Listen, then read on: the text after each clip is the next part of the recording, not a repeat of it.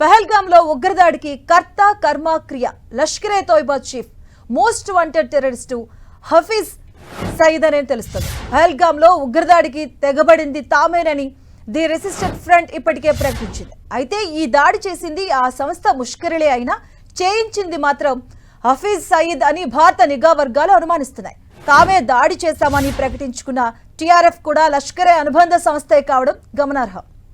ఎక్కడైనా దాడులకు తెగబడ్డ తర్వాత లష్కరే ముష్కరులు అడవుల్లోకి పరారవుతూ ఉంటారు. పాకిస్తాన్లోని తమ పైస్థాయి వ్యక్తుల నుంచి ఆదేశాలు వచ్చేంత వరకు వాటిలోనే దాక్కుంటూ ఉంటారు.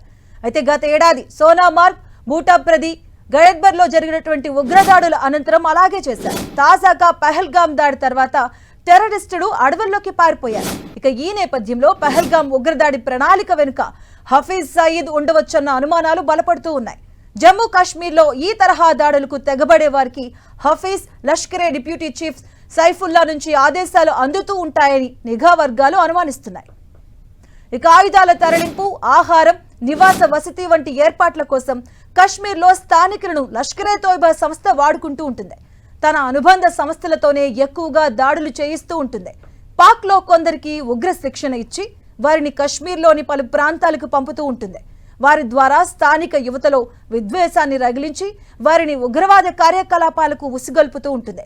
గత ఏడాది లష్కరే చేయించిన ప్రతి దాడిలోనూ ఎక్కువ మంది పాకిస్తానీలు, కొంతమంది కశ్మీరులు భాగస్వామ్యులుగా ఉన్నారు.